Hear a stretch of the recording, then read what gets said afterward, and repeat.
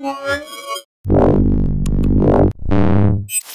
I'm Roland with Mobile Geeks right here at IFA 2014, and we're actually with Motorola right now, but this video is brought to you by Asus and Mercedes-Benz, as is our whole IFA coverage. But let's get to the meat of it. We have the new Moto X right here. It's not the Moto X Plus 1 or whatever, it's just the new Moto X.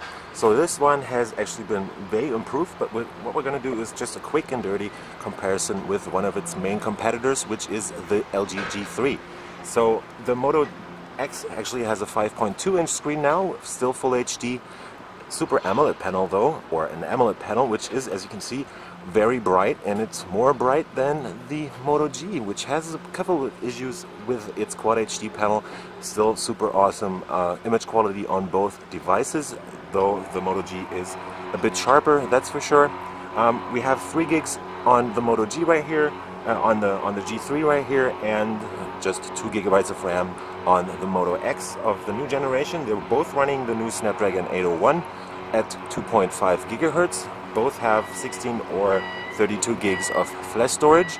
You can't extend the memory on the Moto X, but you can on the G3. So that has a removable back, and the other one does not offer this. Other than that, we have 2 13 megapixel cameras on both devices, laser autofocus on the LG G3, and a ring flash on the Moto X, so they both have their unique kind of camera features.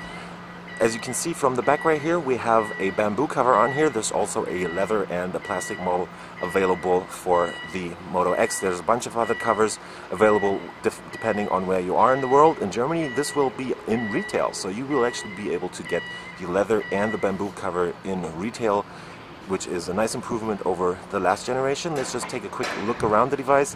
The Moto X actually features a metal frame, so we have an aluminum frame that has this nice curved back right here, and it tends to get a bit thinner towards the bottom of the device. Let's take a quick tour around. We have the G3 with its rear key features, so they have moved the buttons to the back, and dual LED flash here too. Cameras I already told you about, and the G3 is made out of plastic, which is fully, not as high-end as the Moto X. And let's just compare them in width and depth. So what you can see right here is that the G3 is still a bit bigger, but that's to be expected because this is actually a 5.5-inch device, where the Moto X is just 5.2 inches.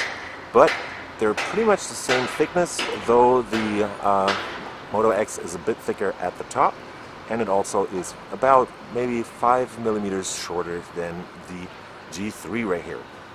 Let's take a quick tour around. So we have the buttons on the side here, that's the volume rocker, and the power button up here. On the bottom, both have their micro USB ports. In this case, the G3 has its headset jack and the mic on the bottom right there. The microphone for talking is actually integrated down here on the Moto X. You also get what looks like 2 speakers on the front of the Moto X, but in this case is only 1 speaker, so that speaker is down here, and up top you have the headset, the earpiece right there. Up top on the Moto X, that's the headset jack and the nano SIM slot.